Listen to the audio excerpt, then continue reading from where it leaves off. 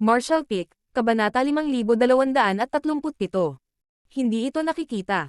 1,000 taon na ang nakalilipas, ang Void Dao Temple ay lumitaw ng wala saan at nagpadala ng shockwave sa lahat ng cultivator sa kontinente. Bago ang paglitaw ng Void Dao Temple, ang mga cultivator sa kontinente ay naniniwala na ang Emperor Realm ay ang rurok ng Marshall Dao. Anumang sekta na may Emperor Realm Master na nag-aakala na utos ay maaaring ituring na first class. Kung mayroong dalawang Emperor Realm Masters na namamahala, maaari itong ituring na isang nangungunang sect. Gayunpaman, walang gaanong Emperor Realm Masters noong panahong iyon, marahil 20 o higit pang mga pampublikong figure, habang ang mga kilalang Third Order Emperor Realm Masters ay mas bihira pa. Sa makatuwid, sa nakaraan, naniniwala ang mga cultivator na ang Emperor Realm ay ang katapusan ng Marshall Dao, at naging pangarap ng bawat cultivator na maabot ang pinakamataas na realm na ito. Gayunpaman, ang mga Third Order Emperor Realm Masters lamang ang may pakiramdam na mayroong mas mataas na realm sa itaas ng Emperor Realm. Sa kasamaang palad, gaano man sila kahirap, hindi nila nagawang tiktikan ang mga sikreto sa itaas ng Emperor Realm. Biglang dumating ang isang araw na ang world energy on the Void Continent ay nagbago ng husto. Walang nakakaalam kung bakit naganap ang gayong pagbabago, ngunit lahat ng mga cultivator ay nakinabang dito. Parami ng parami ang mga tao ang nakakuha ng kakayahan upang linangin, at marami pang mga talento at mga henyo ang ipinanganak. Kasabay nito, nagkaroon ng malaking pagtaas sa bilang ng Emperor Realm Masters. Kahit na ang mga cultivator na may mababang kakayahan noon ay tila naaabot ang mas mataas na taas ngayon. Makalipas ang ilang daang taon na ang Void Dao Temple ay lumitaw ng wala saan. Noon lang napagtanto ng mga cultivator sa Void Continent na ang Emperor Realm ay hindi ang katapusan ng Marshall Dao. Pagkatapos maabot ang rurok ng isang Emperor Realm, maaaring i-condense ng isa ang isang Dao Seal mula sa sarili nilang Grand Dao, pagkatapos ay pinuhin ang kapangyarihan ng Yin-Yang at 5 elements at hatiin ang langit at lupa sa loob ng kanilang katawan upang lumikha ng sarili nilang miniature universe. Ang paggawa nito ay nagpapahintulot sa isa na maabot ang Heaven Opening Realm. Sa paghahayag na iyon, ang mga taong matagal nang natigil sa Emperor Realm ay nasa sabik habang sila ay nagnanais na umakyat sa Heaven Opening Realm balang araw. Ang sikreto sa paghiwa-hiwalay ng langit at lupa at paglikha ng miniature universe sa katawan ng isang cultivator ay nasa loob ng Void Dao Temple, kaya hanggat maaari silang tumapak dito, magkakaroon sila ng pagkakataong maabot ang mas mataas na taas sa Marshall Dao. Gayunpaman, hindi lahat ay may karapatang pumasok sa Void Dao Temple. Para sa lahat ng mga cultivator sa kontinente, ang Dao Temple ay parang isang holy land, at ito ay napakapili pagdating sa kakayahan ng isang cultivator, walang pakialam sa kaharian ng isang tao. Marahil ang isang maliit na batang babae sa initial element stage, na itinuturing na isang bagong panganak lamang sa paglilinang, ay tatanggapin sa Dao Temple upang magpatuloy sa paglilinang. Sa kabilang banda, ang isang may kulay abong buhok na Third Order Emperor Realm Master, na natigil sa parehong realm sa hindi mabilang na mga taon, ay maaaring hindi magkaroon ng pagkakataong makalapit sa Dao Temple kahit gaano pa siya kahirap. Hindi mahalaga ang oras at lokasyon ng pumili ang Dao Temple ng mga cultivator. Ang Holy Land ito ay tila isang mundong may sariling pag-iisip, kaya hanggat ang isang cultivator ay may sapat na talento, siya ay tatanggapin sa Dao Temple sa pamamagitan ng isang misteryosong puwersa. Sa makatuwid, sa mga unang araw pagkatapos lumitaw ang Void Dao Temple, ang mga tao sa kontinente ay madalas na nakikita ang ilang mga cultivator na iniimbitahan sa Dao Temple. Ang mga cultivator na ito na tinanggap ay nagmula sa iba't ibang mga sekta sa buong kontinente. Para sa mga sekta na nag-alaga ng gayong mga cultivator, gagantimpalaan sila ng Dao Temple. Ang mga gantimpala ay magandang balita sa mga may karanasang Emperor Realm Masters na hindi nakaakyat sa Heaven Opening Realm.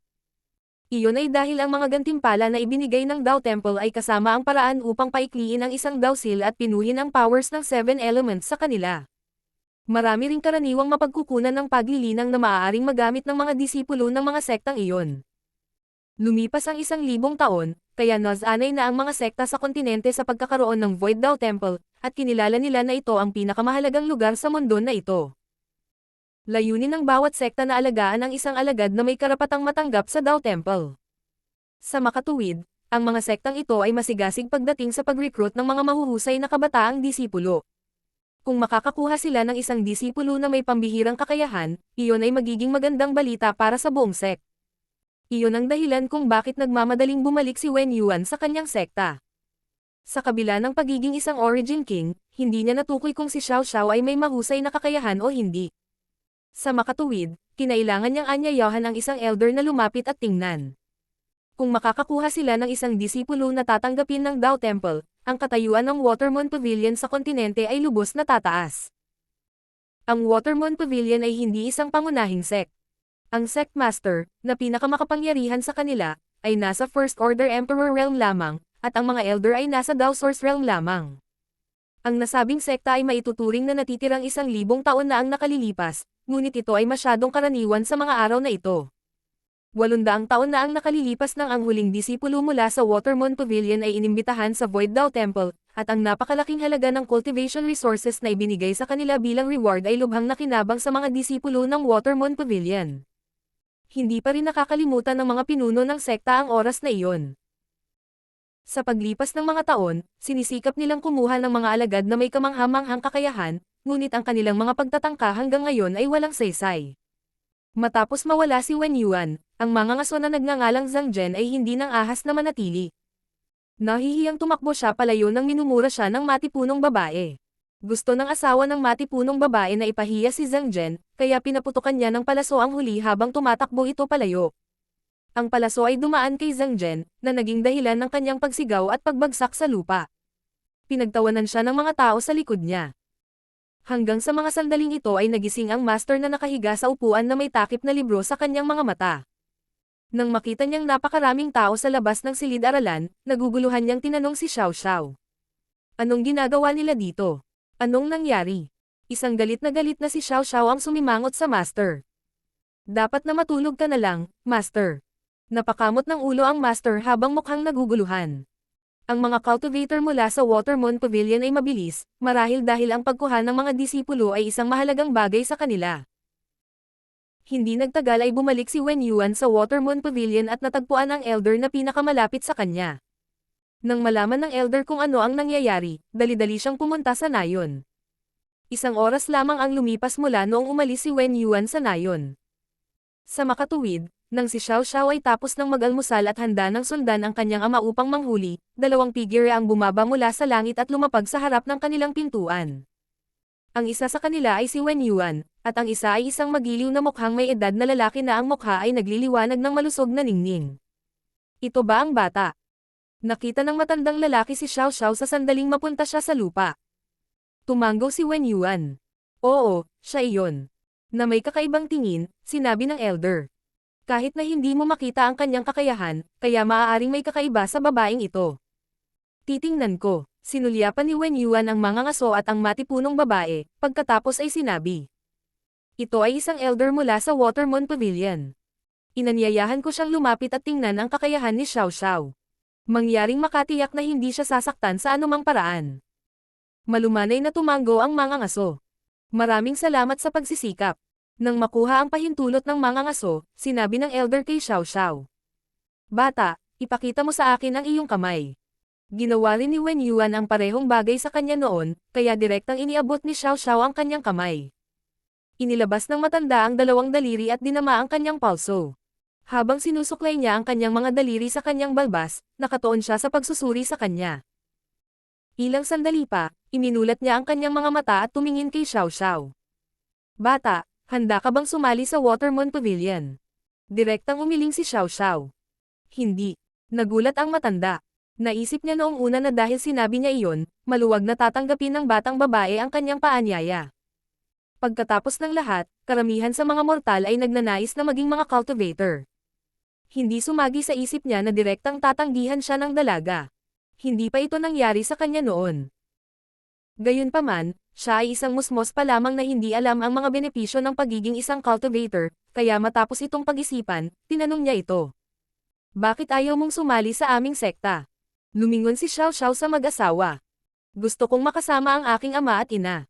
Ayokong iwan sila. Nang marinig iyon, naramdaman ng mag-asawa ang init sa kanilang mga puso. Malumanay na tumanggo ang elder, I see. Gayunpaman, balang araw ay lalaki ka. Imposibleng makasama mo ang mga magulang mo habang buhay. Itinagilid ni Xiao Xiao ang kanyang ulo. Ayokong lumaki, kung gayon. Sa ganoong paraan, hindi ako mahihiwalay sa aking ama at ina. Naramdaman ng mag-asawa na natunaw ang kanilang mga puso, iniisip na wala na silang pinagsisisihan sa buhay sa pagkakaroon ng gayong anak na babae. Humagalpak ng tawa ang elder at inisip na inosente nga ang batang ito. Sa kabila nito, patuloy niya itong kinukumbinsi sa pamamagitan ng pagsasabing. Paano mo ipagkakaloob ang iyong mga magulang kapag sila ay tumanda kung ayaw mong lumaki? Kaya kung manghuli. Itinaas ni Xiao Xiao ang maliit na busog sa kanyang kamay. Ito ay partikular na ginawa para sa kanya ng mga aso. Umiling ang matanda. Balang araw ay malagay ka sa panganib sa pamamagitan ng madalas na pag-ikot sa bundok. Bukod dito, ang dami ng biktima sa bundok ay hindi walang hanggan. Gayunpaman, kung maaari mong linangin, hindi mo na kailangang manghuli gamit ang busog at palaso. Madali kang makakahuli ng biktima sa pamamagitan ng paggamit ng secret technique. Kapag nagagawa mong lumipad, maaari kang maglibot sa kontinente at tingnan ang iba't ibang tanawin. Magkakaroon ka ng mas maliwanag na kinabukasan sa ganoong paraan. Hindi ba't mas mabuti iyon kaysa manatili ka sa nayong ito? Walang alinlangan na tama ang kanyang mga dahilan, ngunit umiling pa rin si Xiao Xiao. Hindi nagmamadali si Elder.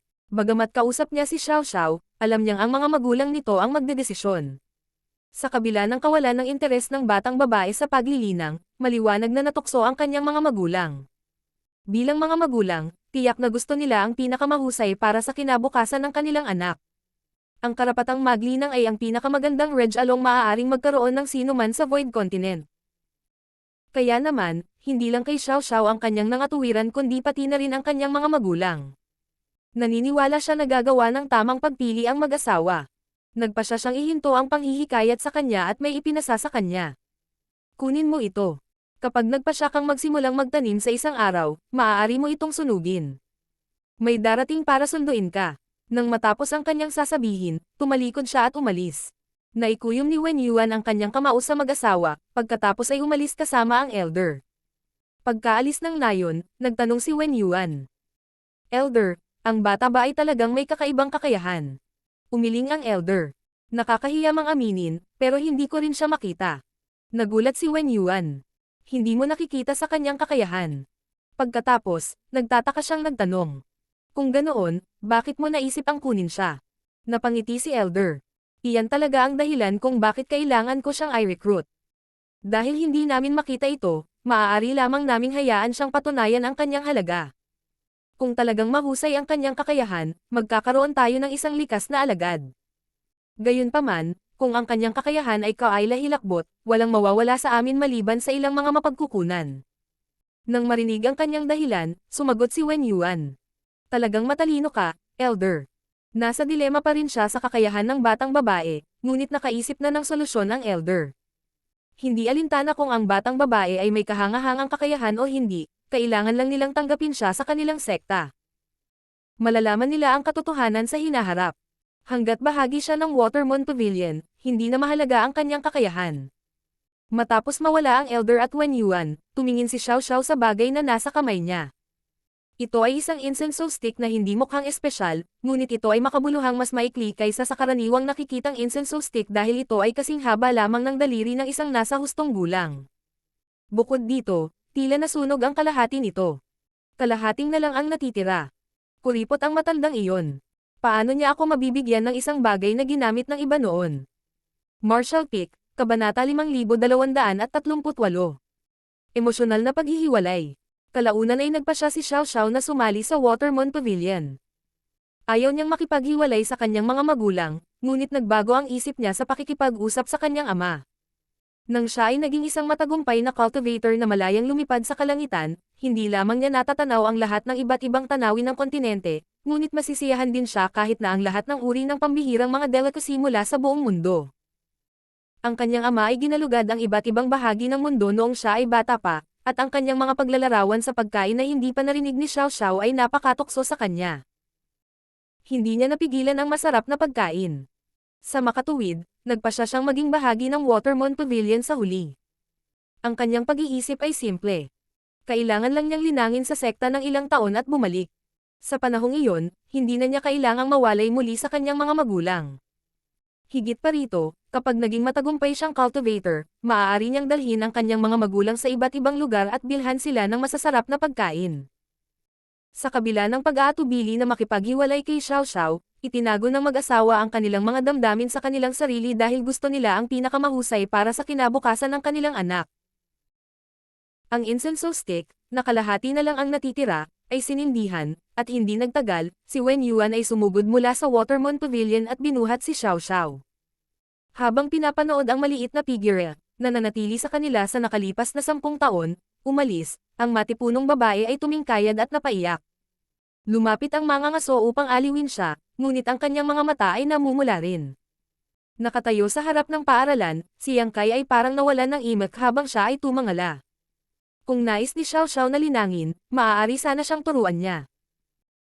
Gayunpaman, kung isasaalang-alang ang katotohanan na ang Old Ancestor ay narito upang magpagaling, makabubuting hayaan siyang mamuhay ng malaya upang maranasan ang Boslang World bilang isang mortal. Sa makatuwid, hindi kailanman naisip ni Yang Kai na turuan si Xiao Xiao kung paano magtanim. Hindi sumagi sa isip niya na ang mga taga-Watermon Pavilion ay may kinalaman dito. Hindi niya nakitang angkop na makialam, kaya nagpa siya siyang manood ng tahimik. Gayunpaman, sigurado si Yang Kai na ang magiging performance ni Xiao Xiao ay mabigla sa mga mula sa Watermon Pavilion. Siya ay isang Old Ancestor, kung tutuusin. Bagamat tinatakan na niya ang kanyang memorya, hindi may tatago ang kanyang kakayahan sa paglilinang. Hindi ito makita ni Wen Yuan at ng Elder dahil ang kanilang paningin ay sadyang limitado upang maunawaan kung ano ang kanilang nakikita. Ang mga lihim sa loob ng katawan ng Old Ancestor ay higit pa sa kanilang naiintindihan. Ang mga mula sa Watermon Pavilion ay hindi nakapaghusga kung si Xiao Xiao ay may pambihirang kakayahan. Sa makatuwid, kahit na inimbitahan siya ni Wen Yuan sa sekta, hinayaan lang niya itong magtanim kasama ang iba pang mga bagong disipulo na walang espesyal na pagtrato sa kanya. Ang mga bagong disipulong ito ay mula 7 hanggang 10 taong gulang, kaya tila si Xiao Xiao ang pinakabata dahil mukhang siya ay 3 taong gulang pa lamang. Si Xiao Xiao ay dumanas ng malaking pag-urong sa simula ng kanyang paglalakbay sa paglilinang, ngunit wala itong kinalaman sa kanyang kakayahan. Mula noong siya ay bata, hindi siya nahiwalay sa kanyang mga magulang. Kaya naman, hindi siya sanay dahil wala na ang mga magulang niya sa tabi niya. Malayo ang Watermon Pavilion sa kanyang nayon, kaya sa tuwing iniisip niya ang kanyang mga magulang sa gabi, palihim siyang umiiyak. Ang ganitong uri ng mapanglo ay nanatili sa kanya sa loob ng isang buong buwan. Bagamat madaling malutas ni Yang Kai ang isyong ito, nagpa siya siyang maupo at manood. Iyon ay dahil may natuklasan siyang kawili-wili. Si Xiao Xiao, na hindi kailanman lumaki sa nakalipas na 10 taon, ay lumaki ng kaunti 3 araw pagkatapos niyang dumating sa Watermon Pavilion. Ang paglaki ay napakaliit na kahit ang kanyang mga magulang ay hindi mapapansin ito, ngunit hindi ito mahirap para kay Yang Kai. Pinahintulutan siya ng paghahayag na makapagpahinga. Batay sa kanyang naunang obserbasyon, ang dahilan kung bakit hindi nagbago ang Old Ancestor sa mga nakaraang taon ay ang kanyang pinsala ay masyadong matindi. Kasalukuyang ginagamit ng kanyang katawan ang lahat ng kapangyarihan nito upang gamutin ang kanyang mga sugat, na siyang dahilan kung bakit hindi siya lumaki. Kapag nagsimula na siyang lumaki, nangangahulugan iyon na talagang nagsisimula na siyang gumaling. Sa makatuwid, sa sandaling mapansin ito ni Yang Kai, alam niyang maayos na ang Old Ancestor at ilang oras na lang bago ito ganap na gumaling. Ang ganitong uri ng pagbabago ay hindi maaaring nagkataon lamang. Kung hindi, hindi ito mangyayari sa eksaktong sandaling ito. Noong una, naisip ni Yang Kai na ito ay dahil ang Old Ancestor ay naninirahan sa nayon ng napakatagal, ngunit pagkatapos ng pagsisiyasat, napagtanto niyang hindi ito ang kaso. Ang ganitong pagbabago ay walang kinalaman sa kanyang tinitirhan, maging sa nayon o Watermon Pavilion, may kinalaman ito sa kanyang emosyon. Matapos iwanan ang kanyang mga magulang at ang nayong tinitirhan niya sa nakalipas na 10 taon, napuno siya ng napakaraming bagong emosyon. Iyon ang dahilan na nagudyok sa kanya na magsimulang lumaki. Ang paghihiwalay sa mga mahal sa buhay ay isang bagay na dapat maranasan ng lahat sa Boslang World. Hindi kailanman inaasahan ni Yang Kai na ang ganitong pagbabago ay magaganap pagkatapos na sumali si Xiao Xiao sa Watermon Pavilion, ngunit tila tama siyang umiwas sa pakikialam sa bagay na ito. Ngayon, tila magiging kapaki-pakinabang ito sa pagpapagaling ng Old Ancestor sa pamamagitan ng pagpapalam sa kanya ng higit pa sa buhay. Si Xiao Xiao ay nalungkot sa loob ng 1 buwan, ngunit sa parehong oras, nagsimula siyang magpakita ng kanyang kahangahangang kakayahan sa paglilinang. Sa loob lamang ng kalahating buwan, matagumpay niyang naramdaman ang world energy at inilabas ito sa kanyang katawan. Simula noon, naglakbay siya sa Martial Dao at ngayon ay isang namumuong cultivator. Si Wen Yuan, na lihim na nagmamasid sa kanya, ay natuwa at agad na sinabi sa Elder ang tungkol dito. Ang Elder ay isang mas kalmadong tao at sinabi lang kay Wen Yuan na patuloy na obserbahan si Xiao Xiao. Gagawa lang sila ng desisyon batay sa magiging performance niya. Pagkalipas ng 2 buwan, matagumpay na nakamit ni Xiao Xiao ang isang pambihirang tagumpay at umakyat sa initial element stage. Pagkatapos ng isa pang 2 buwan, nakarating siya sa Chi transformation stage. Pagkalipas ng isa pang 2 buwan, umakyat siya sa yugto ng paghihiwalay at reunion. Sa loob lamang ng isang taon, nalampasan niya ang ilang Great Realms. Ang kanyang cultivation ay lumago mula sa 0 hanggang sa Immortal Ascension boundary sa hindi maisip na bilis. Ang ganitong uri ng bilis ng cultivation ay hindi naririnig sa buong Void Continent, lalo pa ang maliit na Watermoon Pavilion. Walang kababalaghan sa kasaysayan ang nakamit ang ilang mga tagumpay sa napakaikling panahon. Ito ay talagang hindi karaniwan. Tuwang-tuwa ang mga pinuno ng Watermoon Pavilion. Ang Sectmaster at ang Elders ay umaasa kay Xiao Xiao, sa pag-aakalang tatanggapin siya ng Dao Temple at magpapatuloy sa paglilinang doon sa lalong madaling panahon. Sa ganoong paraan, tataas ang reputasyon ng Watermoon Pavilion. Gayunpaman, tila inubos ni Xiao Xiao ang kanyang potensyal pagkatapos ng kanyang unang taon. Sa sumunod na 3 taon, ang kanyang paglilinang ay hindi bumuti kahit kaunti. Ang mga pinuno ng Watermoon Pavilion, na may mataas na pag-asa para sa kanya, ay natural na nabigo. Kahit na ginawa nila ang kanilang makakaya upang malutas ang isyong ito, ang kanilang mga pagtatangka ay walang saysay. 4 na taon matapos sumali si Xiao Xiao sa Watermoon Pavilion, pinayagan siyang bisitahin ang kanyang mga magulang. Sa nakalipas na 4 na taon, hindi siya pinayagang umalis sa Watermoon Pavilion. Hindi ito maaaring makatulong, dahil ang kanyang unang pagganap ay masyadong kahanga-hanga. Sinigurado ng mga pinuno ng Watermoon Pavilion na itago siya sa publiko dahil nag-aalala sila na agawin siya ng mas malalaking sects mula sa kanila. Nangyari na ang mga ganitong pangyayari noon. Kahit na ang mas maliliit na sects ay nakakahanap paminsan-minsan ng mga mahuhusay na disipulo, hindi nila laging mapanatili ang mga ito. Ang unang pagganap ni Xiao Xiao ay napaka-heaven-defying, kaya inaasahan na ang mga pinuno ng Watermoon Pavilion ay kailangang maglihim sa kanya. Hanggang sa nakumpirma nilang naubos na ang kanyang potensyal ay pinahintulutan siyang bumalik sa kanyang munting nayon. Pagkatapos umalis sa sekta na kanyang tinuluyan sa nakalipas na 4 na taon, si Xiao Xiao ay nagmamadaling pumunta sa nayon dahil hindi na siya makapaghintay na umuwi. Nang bumalik siya sa pamilyar na nayon at itulak ang pinto ng kanyang tahanan, nakita niya ang matipunong babae, na humahawak ng biktima sa bakuran. Sa isang iglap, ang mga mata ni Xiao Xiao ay basang-basa sa luha. Nang mapansin ang kanyang presensya, tumangala ang matipunong babae at nakita ang kanyang anak na nakatayo sa pintuan. Nagulat siya, lumingon siya at sumigaw. "Darling!" Bumalik na si Xiao Xiao. Sa sumunod na sandali, bumagsak si Xiao Xiao sa mga braso ng matipunong babae at niyakap siya ng mahigpit. Nang marinig ang mga ingay, umalis ang mga ngaso sa bahay at nakita ang nakakaantig na tagpong ito. Pinagdiwang silang tatlo ng gabing iyon. Isang palayok ng sabaw ang ginawa mula sa biktima na nahuli ng mga ngaso noong araw na iyon, at sabay silang nasiyahan sa kanilang pagkain.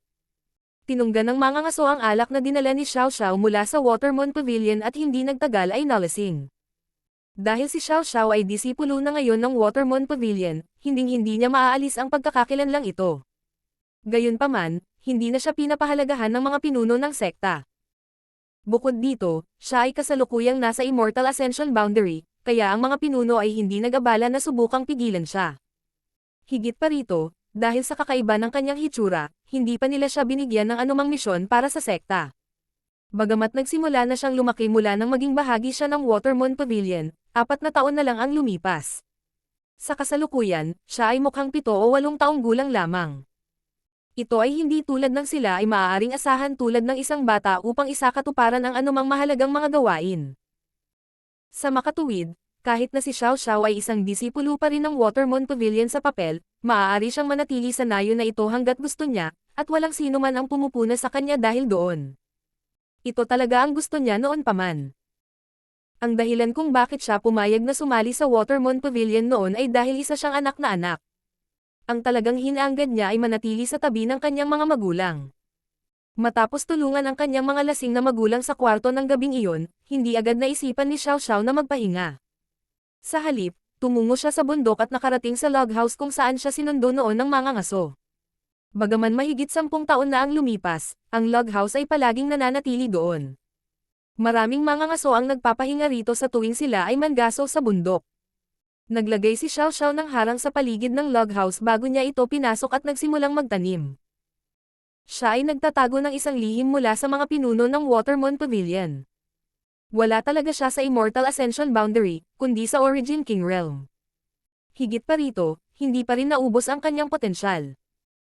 Ang dahilan kung bakit nagawa niyang magpanggap na nasa Immortal Ascension Boundary lamang at naubos ang kanyang potensyal sa harap ng mga pinuno ng Watermoon Pavilion ay dahil hindi niya sinasadyang nakakuha ng isang partikular na pamamaraan sa Scripture Pavilion ng sect. Sa unang taon pagkatapos niyang sumali sa sekta, ang kanyang pagganap ay kamangha-mangha, at doon niya napagtanto na kung gaano kahanga-hanga ang kanyang pagganap, mas malamang na hindi siya makaalis sa sekta. Bago si Xiao Xiao ay tinanggap sa Void Dao Temple, ang mga mula sa Watermoon Pavilion ay hindi kailanman papayag na umalis siya. Kapag nakapasok na siya sa maalamat na Void Dao Temple, hindi na siya magkakaroon ng pagkakataong bumalik sa nayon. Kaya naman, naisip niya na magiging kahanga-hanga kung mayroong isang secret art na makakatulong sa kanya na itago ang kanyang paglilinang. Iyon ang dahilan kung bakit siya nagtungo sa Scripture Pavilion, kung saan nakahanap talaga siya ng isang secret art. Lihim niyang kabisado ang secret art at sinimulan niya itong linangin. Ang ikinagulat niya ay napaka-epektibo nito.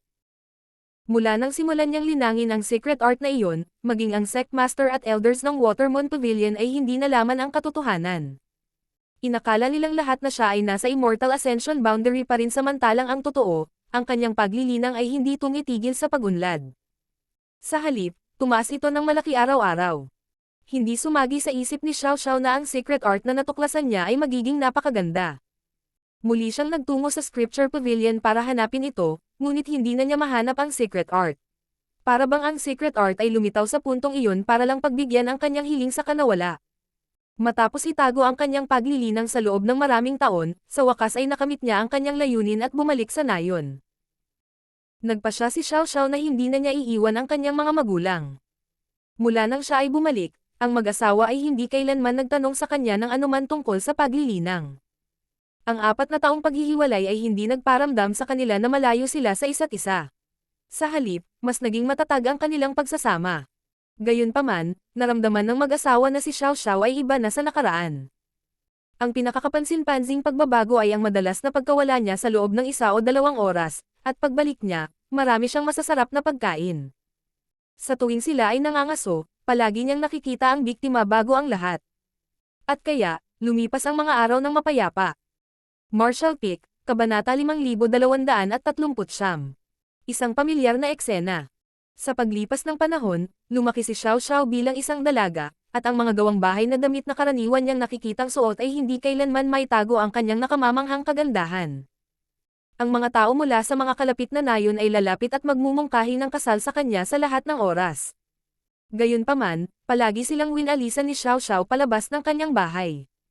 Sa una, ang mga ngaso at ang kanyang asawa ay nanunood nito ng may kasiyahan, iniisip na ang mga magaspang na brats na iyon ay hindi karapat-dapat na pakasalan ang kanilang anak. It served them right na binugbog sila.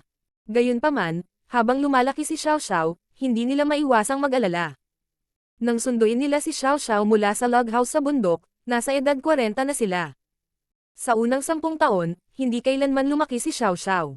Hanggang sa naging disipulo siya ng Watermoon Pavilion ay nagsimula siyang lumaki. Ngayon, mukhang nasa early 20s siya, pero mga 30 years na ang nakalipas mula noong unang kinuha siya ng hunter noon. Sa kasalukuyan, nasa 70s na ang mag-asawa. Walang duda na medyo matanda na sila ngayon. Bagamat madaling mabuhay ng hanggang 100 taong gulang ang mga mortal sa Void Continent na hindi kailanman nagtanim, hindi maiiwasang darating ang panahon na pumanaw ang mag-asawa. Pagkaalis nila, maiiwang mag-isa si Xiao Xiao. Hindi ba siya malulungkot kapag wala siyang ibang maaasahan? Kaya naman, sa kabila ng kanilang pag-aatubili, umaasa pa rin ang mag-asawa na malapit ng ikasal ang kanilang anak.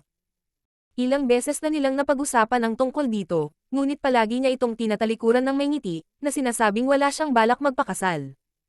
Gusto lang niyang makasama ang kanyang mga magulang hanggang sa pumanaw sila. Ang mag-asawa ay nasiyahan, at nagpasya silang ihinto ang pagpapalabas nito. Bagamat hindi kailanman ipinakita ni Xiao Xiao sa kanila ang anumang mga galaw na karaniwang ginagamit ng mga cultivator, alam ng mag-asawa na mula nang bumalik siya mula sa Watermoon Pavilion, hindi na siya normal na mortal. Siya ay kasing ganda ng isang phoenix ngayon. Tiyak, ang mga brats mula sa mga kalapit na nayon ay hindi dapat mangarap na pakasalan siya. Nais man ng kanilang anak na babae na maghanap ng asawa, ang isang matagumpay na cultivator lamang ang magiging karapat-dapat sa kanya. Ang mga estudyante sa silid-aralan ay nagsilabasan, ngunit ang master ay nanatiling pareho. Madalas bumisita si Xiao Xiao sa master at dinadalhan siya ng masasarap na pagkaing nabili niya na nakakaalam kung saan. Hindi niya nakakalimutan na noong bata pa siya, palaging dinadala ng master ang kanyang masasarap na pagkain na hindi niya narinig sa kahit saan man at ibibigay sa kanya. Ngayon na siya ay isang medyo makapangyarihang cultivator na maaaring lumipad ng malaya, nagpasya siyang bayaran ang kanyang pabor. Gayunpaman, may isang bagay na nagpagulo sa kanya. Lumipas ang maraming taon, ngunit tila hindi nagbago ang master. Kasing bata pa niya noong dumating siya sa nayong ito 30 taon na ang nakalilipas. Naghinala si Xiao Xiao na isa rin siyang cultivator, ngunit kahit nalihim siyang inspeksyonin, wala siyang matuklasan. Habang naguguluhan, naisip niya na ang master ay isa lamang na mas mabagal sa pagtanda kaysa karaniwan. Sa kabilang banda, ang kanyang mga magulang ay malinaw na tumanda sa paglipas ng panahon. Sinubukan niyang mangolekta ng ilang spirit herbs na maaaring magpahaba ng kanilang buhay. Gayunpaman, alam niya na bilang mga mortal, darating ang araw na sila ay pumanaw. Kaya naman, lubos niyang pinahahalagahan ang panahong nakasama niya ang kanyang mga magulang at nasiyahan siya sa bawat araw na lumilipas. Habang pinagmamasdan niyang kay ang lahat, hindi niya maiwasang makaramdam ng matinding kilabot. Si Xiao Xiao, na talagang old ancestor, ay nagsimula sa kanyang paglalakbay sa paglilinang sa bagong buhay na ito, ngunit hindi niya nakalimutan ang tungkol sa mga ngaso at sa kanyang asawa na nagpalaki sa kanya. Sa katunayan, ginawa niya ang lahat para makawala sa pagpigil ng Watermoon Pavilion at bumalik sa mag-asawa. Bihirang gawin ito ng mga cultivator. Para sa mga cultivator, sa sandaling sumakay sila sa Marshall Dao, ang kanilang pinakamalaking layunin ay ang paglalakad parito. Ang mga baklad ng pamilya, pagkakaibigan, at pag-ibig ay pumangalawa. Gayunpaman, iba si Xiao Xiao. Ang pamilya ay palaging napakahalaga sa kanya, at lahat ng ginagawa niya ay nilayon na ay lapit siya sa kanyang pamilya. Natural, si Yang Kai ang naglagay ng secret art na aksidenteng, natuklasan ni Xiao Xiao sa Watermoon Pavilion. Sa totoo lang, hindi ganoon kaepektibo ang secret art. Si Yang Kai lang ay gumawa ng lihim na hakbang upang matiyak na hindi mapapansin ng mga mula sa Watermoon Pavilion ang mga pagbabago sa cultivation ni Xiao Xiao. Hindi mahirap para sa kanya na makamit ang ganoong bagay sa sarili niyang miniature universe. Kadalasan, hindi siya makikipag-ugnayan sa mga karanasan sa buhay ni Xiao Xiao. Gayunpaman, dahil nagpakita siya ng ganoong intensyon, tiyak na kailangan niyang bigyang kasiyahan ang mga pangangailangan nito. Pagkatapos niyang bumalik sa nayon, mas mabilis na lumaki si Xiao Xiao, na nagpakita na ang old ancestor ay tunay na nagpapagaling. Ngayon, si Xiao Xiao ay isang dalaga na hindi naiiba sa old ancestor, iba lang ang ugali niya. Ang Xiao Xiao sa miniature universe ni Yang Kai ay inosente at walang karanasan, hindi katulad ng old ancestor na dumaan sa mga pagbabago ng buhay. Inakala ni Yang Kai na ito ang dahilan kung bakit niya tinatakan ang kanyang memorya. Ang buhay na ito ang naging dahilan upang matulungan siyang gumaling. Habang maayos ang lahat para sa old ancestor, ang East-West Army sa labas ng mundo ay hindi sumuko sa pag-atake sa Royal City. Kalahating taon na ang nakalipas, inilunsad ng East-West Army ang ikatlong pag-atake nito sa Royal City. Pagkatapos ng ilang taon ng akumulasyon, ang East-West Army ay nagmina ng maraming mapagkukunan. Gayunpaman, bago magamit ni Liu Jiping ang mga mapagkukunang iyon, lahat sila ay naswipe ni Xiang Shan at ipinadala sa artifact refiners at array masters upang ayusin ang mga array. Sa pagkakataong ito, nag-set up ang East-West Army ng higit sa 10 universe worlds, na kumonsumo ng lahat ng resources na naipon nila sa mga nakaraang taon. Hindi nakaimik si Liu Jiping. Sa wakas ay napagtanto niya na si Xiang Shan ay walang pakialam sa mga numero dahil ang nakita niya ay ang Royal City. Hindi alintana kung gaano karaming mga mapagkukunan ang mayroon, siya ay magwawaldes ng mga ito sa maikling panahon. Kung hindi niya naharang ang ilan sa mga mapagkukunan, ang mga sundalo sa East-West Army ay walang natitira upang linangin pagkatapos ng labanan. Kahit nawala ang bahaging inilaan niya, ang mga materyales na kanilang nakolekta sa mga nakaraang taon ay sapat pa rin para sa East-West Army na maghanda ng higit sa 10 universe worlds. Ang mga bagay ay hindi gaanong naiiba mula noong naglunsad sila ng pag-atake sa Royal City sa pangalawang pagkakataon noon. Ang East-West Army, na nanatiling tulog sa loob ng ilang taon, ay biglang kumilos, ang kanilang mga barkong pandigma ay tumataas sa himpapawid at palapit sa Royal City. Bagamat naranasan na ito ng territory lords noon at inaasahan nilang mauulit ito, pareho pa rin silang nabigla at galit na galit nang makitang naglalaro ito tulad ng dati. Nagulat din sila na ang mga tao ay maaaring maglunsad muli ng pag-atake sa lalong madaling panahon. Alam nila na ang humans ay nagmimina ng maraming universe world sa paglipas ng mga taon, kaya maliwanag na ang huli ay walang sapat na mapagkukunan. Noong una ay naisip nila na aabutin sila ng hindi bababa sa 10 hanggang 20 taon para makaipon sila ng sapat upang maglunsad ng isa pang pag-atake, kaya ang Royal City ay magtamasa ng kaunting kapayapaan sa ilang sandali. Gayunpaman, 5 taon na lamang ang nakalipas mula noong huling beses na inatake ng humans ang Royal City. Galit na galit sila dahil ang mga tao ay napakayabang na hindi man lang nila binago ang kanilang mga taktika. Ang mga bagay ay nangyayari tulad ng nangyari kanina. Ang mga tao ay karaniwang nagsasabi sa kanila na sasalakayin nila ang Royal City mula sa kaliwang bahagi habang ang Universe World ay lilipad sa kanila mula sa kanang bahagi. Ngayon, ang bola ay nasa court ng Black Ink Clan. Ngunit ano pa ang magagawa ng Black Ink Clan?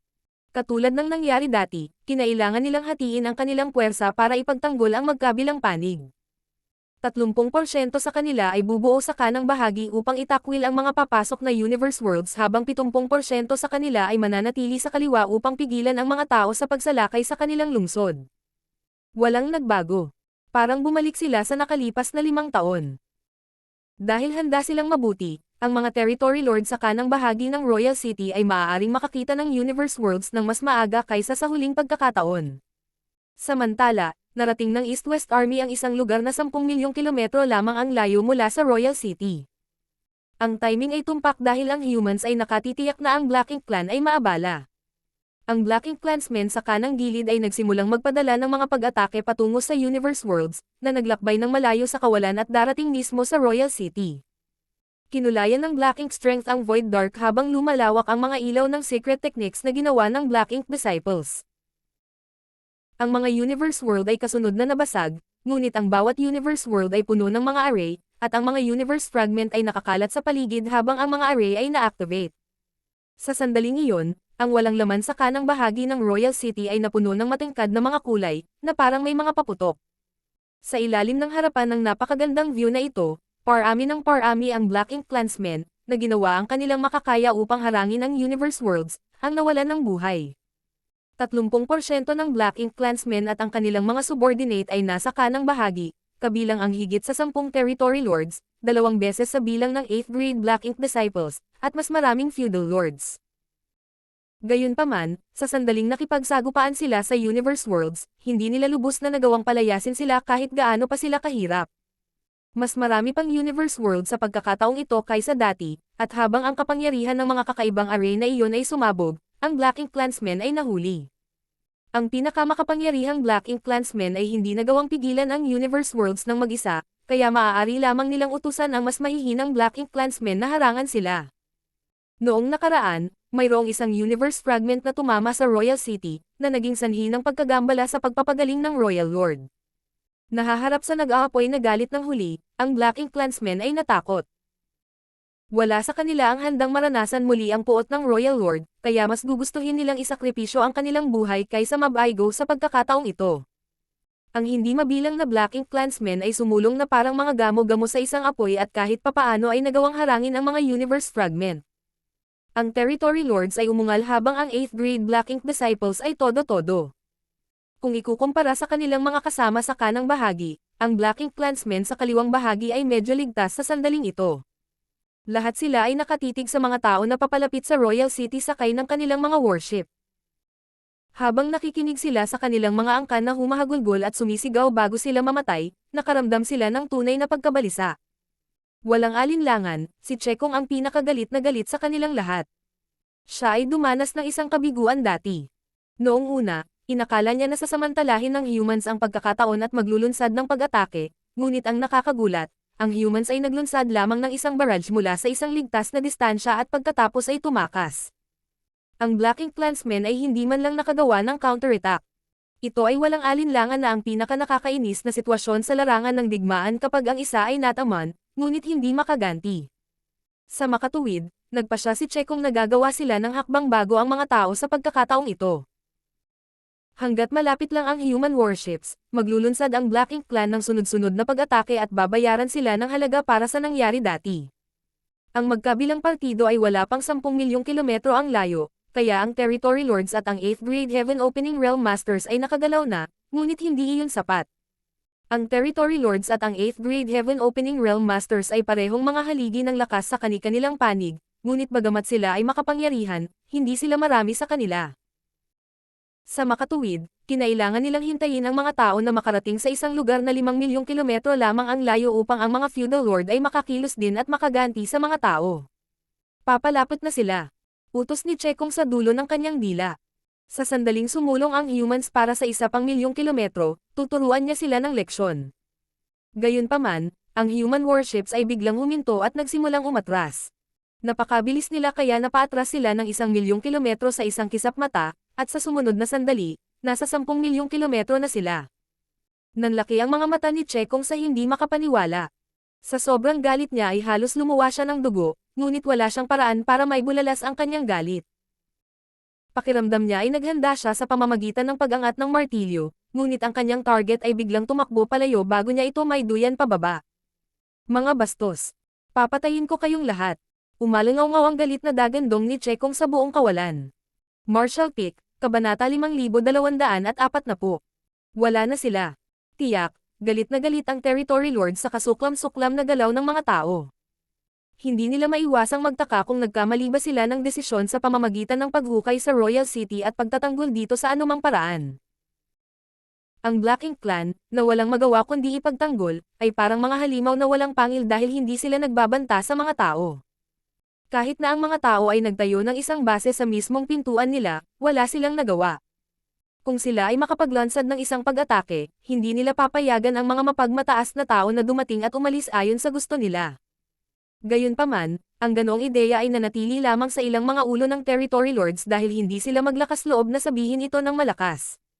Pagkatapos ng lahat, ito ay utos ng Royal Lord na dapat nilang gawin ang kanilang makakaya upang ipagtanggol ang Royal City bago siya mahulog sa isang estado ng mahimbing na pagtulog. Anuman, ang mga Territory Lords ay nakahinga ng maluwag na ang humans ay hindi nagawang istorbohin ang Royal Lord sa pagkakataong ito. Bagamat mas marami pang Universe World sa pagkakataong ito kaysa dati na dumating sa kanang bahagi ng Royal City, lahat sila ay naharang at nabasag habang ginagawa ng Black Ink Clansmen ang kanilang makakaya upang harangan sila anuman ang kanilang pagkatalo. Kaya naman, walang pinsalang na idulot sa Royal City. Gayunpaman, ang presyo na kailangan nilang bayaran ay mas marami pa ang nasawi kaysa sa nakaraang panahon. Ito ay hindi maiiwasan. Kung ikukumpara sa pag-istorbo sa Royal Lord, mas gugustuhin ng mga Territory Lord na mas marami pa sa kanilang mga nasasakupan ang mamatay. Gayunpaman, pagkatapos ng parehong bagay na nangyari ng 2 beses, ang Black Ink Clan sa wakas ay naisip ang plano ng mga tao. Sa tulong ng mga Universe World na iyon, ang mga tao ay maaaring magdulot ng pinsala sa Black Ink Clan nang hindi nagdurusa sa anumang pagkalugi sa kanilang panig. Matapos ang 2 pag-ataking ito sa mga nakaraang taon, ang Black Ink Clan ay nawalan ng humigit kumulang 100,000 sundalo. Kung patuloy na mangyayari ang parehong bagay, darating ang araw na mawawala ang lahat ng 1 milyong sundalo ng Black Ink Clan. Sa panahong iyon, paano nila itataboy ang mga tao?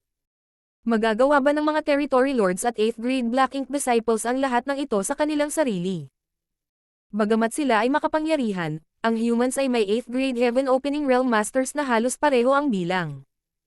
Habang tumatagal ito, ang Black Ink Clan ay nasa lalong hindi magandang posisyon. Ngayon, maaari na lamang nilang ipin ang kanilang pag-asa sa Royal Lord, na nagpapagaling. Hanggat makakabawi siya bago ang old ancestor ng tao, magagawa nilang ibalik ang mga bagay. Magiging kahanga-hanga kung ang mga nasa Great Evolution Pass ay maaaring lumapit at magbigay ng tulong sa kanila. Sa oras na iyon, maaari nilang kurutin ang mga tao at tiyaking wala nang matatakbuhan ang huli. Matapos ang pangatlong beses na ginamit ng mga tao ang Universe Worlds upang salakayin ang Royal City, gagawin nila ang parehong bagay bawat ilang taon. Gayunpaman, sa pangkalahatan, ang mga pagitan ay nagiging mas mahaba. Ang ikatlong pag-atake ay 5 taon na agwat sa pangalawang pagkakataon, ngunit ang ika-4 na pag-atake ay 7 taon pagkatapos ng ikatlo. Kung tungkol sa ika-5, ito ay 10 taon pagkatapos ng ika-4. Ang sitwasyong ito ay lubos na nauunawaan. Bagamat mayroong hindi mabilang na Universe World sa walang bisa, kakaunti lamang sa mga ito ang nababagay upang masakop ang mga arrays at atakehin ang Royal City gamit ang. Pagkatapos ng lahat, ang laki ng Universe Worlds ay mahalaga.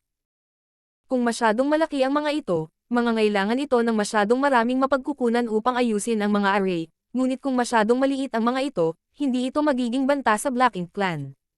Ang isang naaangkop na sukat ay kung ano ang hinahanap ng mga tao sa Universe Worlds. Bagamat kinailangan ng oras upang maghanap ng angkop na Universe Worlds, ito ay pantay na pag-ubos ng oras upang kumuha ng sapat na mga materyales upang maisakatuparan ang ganoong resource-intensive plan.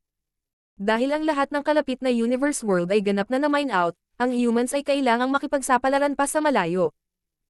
Iyon ang dahilan kung bakit humahaba ang mga agwat. Gayunpaman, ang mga pinuno ng East-West Army ay paulit-ulit na ginamit ang taktikang ito. Sa nakalipas na 20 taon mula nang magtatag sila ng forward base sa pintuan ng Black Ink Clan, naglunsad sila ng 4 na pangunahing pag-atake sa Royal City. Ang East-West Army ay hindi kailanman nakaranas ng anumang pagkalugi dahil hindi sila kailanman direktang nakipag-ugnayan sa Black Ink Clan. Kasunod ng utos ni Xiang Shan, ang kanilang mga barkong pandigma ay lalayag at gagapang palapit sa Royal City bago mabilis na umatras. Palagi silang makakakuha ng isang napakalaking tagumpay sa bawat oras sa pamamagitan ng paggamit ng taktika na ito. Gumastos sila ng hindi mabilang na mga mapagkukunan sa pamamagitan ng pag-atake sa Royal City kasama ang Universe Worlds ng 5 beses, ngunit para sa kanilang mga problema, nagawa nilang pumatay ng humigit kumulang 300,000 Black Ink Clansmen, kabilang ang malaking bilang ng mga feudal lords at 7th grade Black Ink disciples. Wala sa mga territory lord at ang 8th grade Black Ink disciple ang napatay. Gayunpaman, pagod na sila sa pakikitungo sa Universe Worlds na nilalayong guluhin sila. Sa kabila ng mga pagkalugi, sa hitsura nito, mayroon pa ring humigit kumulang 1,000,000 Black Ink Clansmen sa paligid ng Royal City, na parabang hindi nabawasan ang kanilang bilang. Gayunpaman, ang kanilang kolektibong kapangyarihan ay malinaw na hamina. Sa una, ang mga sundalo ng Black Ink Clan na nagtipon sa labas ng Royal City ay ang pinakamahusay na mga subordinate ng territory lords. Matapos silang patayin, pinalitan sila ng mas mahinang low-grade Black Ink Clansmen. Ang ganitong mga Black Ink Clansmen ay karaniwang walang silbi sa larangan ng digmaan, bagaman maaari nilang gawing nakakatakot ang army sa kaaway. 20 hanggang 30 taon na ang lumipas sa labas ng mundo, kaya habang ang 4 na panahon ay nagsalitan, mga 100 taon na ang lumipas sa miniature universe. Ang nayon sa bundok ay nanatiling pareho, at bagamat lumaki ito ng kaunti, ito ay itinuturing pa rin na isang maliit na nayon sa isang malayong lugar. Tulad ng kanilang mga ancestor, ang mga mangangaso sa nayon ay naghahanap buhay sa pamamagitan ng pangangaso. Bago pumanaw ang mga matandang mangangaso, ibibigay nila ang kanilang mga pana sa susunod na henerasyon. Ang ganitong pamana ay ipinasa sa mga henerasyon. Sa isang tiyak na bakuran, isang pamilyang may 3 ang nagsasaya. Lumipas ang 100 taon, kaya ang mangangaso at ang kanyang asawa ay matanda na at mahina na ngayon.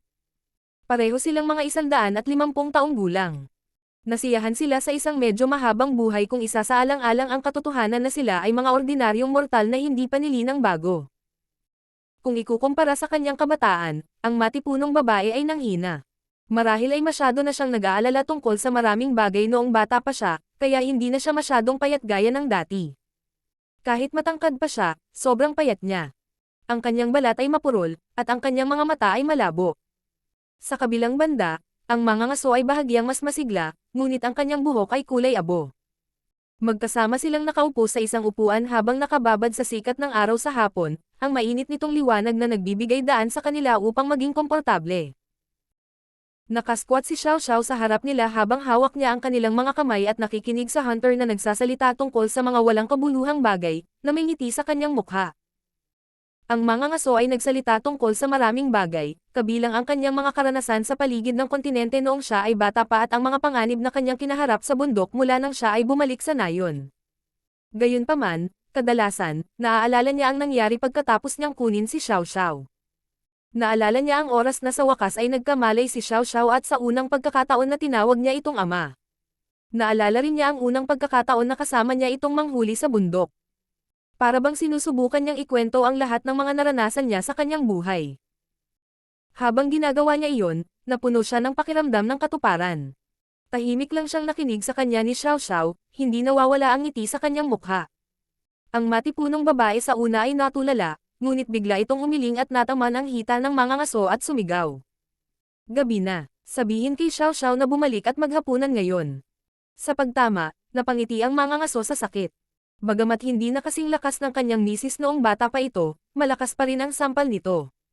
Sa buong buhay niya, hindi mabilang na beses siyang sinaktan ng kanyang asawa. Lumingon si Xiao Xiao sa kanya. Nandito ako, inay. Nang marinig iyon, napayuko ang matipunong babae. Matapos mabigla sandali, nakangiti siyang nagtanong. Bakit bigla kang lumaki, Xiao Xiao? Sumagot si Xiao Xiao. Lumaki na ako dahil nakakain ako ng maraming masasarap na pagkain, inay. Tumango ang matipunong babae. Tama ka, natutuwa ako na lahat kayo ay lumaki na.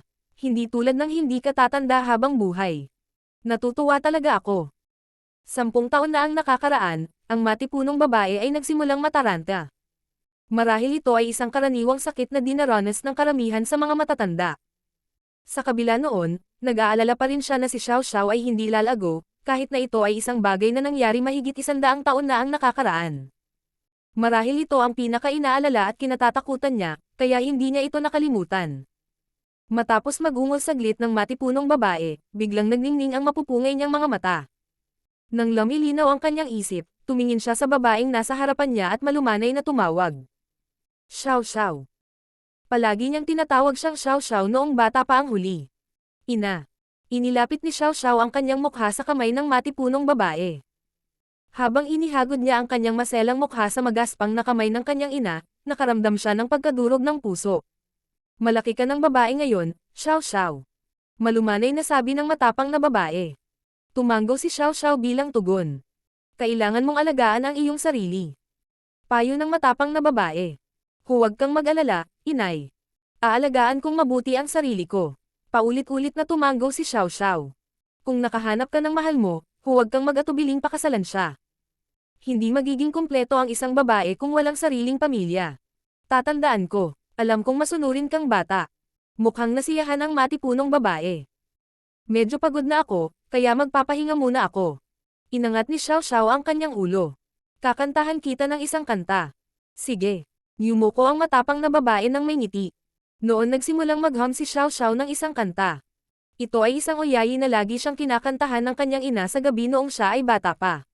Sa oras na siya ay tapos na sa hamang ang lullaby, ang matapang na babae ay nakapikit habang ang kanyang ulo ay nakapatong sa balikat ng mga ngaso.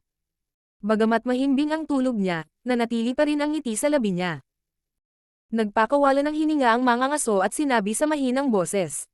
Sinabi na sa iyo ng iyong ina ang lahat ng kailangan mong malaman.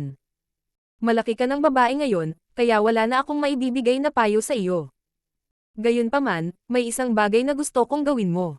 Masyadong maliit ang nayo na ito, kaya lumabas ka at tingnan. Sobrang tagal na namin kayong tinigilan, kaya oras na para umalis ka sa lugar na ito at tuklasin ang mundo. Paulit-ulit na umiling si Xiao Xiao. Walang makakapagpasaya sa akin maliban sa pagiging anak mo. Masayang ngumiti ang mga ngaso. Dahil sinabi mo na, wala na akong alalahanin. Pagkaraan ng ilang sandali, malumanay niyang sinabi. Bagaman malakas ang iyong ina, pinakatakot siyang mag-isa. Sasamahan ko siya. Gawin mo ang sarili mong mga bagay. Pagkatapos, iniabot niya ang kanyang kamay at niyakap ng mahigpit ang kanyang kasama sa buhay. Pagkayakap sa kanya ay pumikit na rin ito. Tinitigan sila ni Xiao Xiao. Kahit masakit ang puso niya, wala siyang magawa. Nasa Emperor Realm na siya ngayon. Maaaring hindi ito mapansin ng iba, ngunit bilang isang Emperor Realm Master, nakikita niya na ang sigla ay mabilis na umaalis sa kanyang mga magulang. Bagamat binigyan niya sila ng maraming pagkain at tonic na maaaring magpahaba ng kanilang buhay sa paglipas ng mga taon, sila ay mga ordinaryong mortal pa rin. Darating ang araw na narating na nila ang katapusan ng kanilang buhay, at walang makakapagpabago nito. Ito ay salamat sa kanyang mga pagsisikap na nagawa nilang mabuhay hanggang 150 taong gulang. Kung hindi dahil sa binigyan niya sila ng hindi mabilang na mahahalagang halamang gamot at elixir, namatay na sana sila noong sila ay lampas 100 taong gulang pa lamang.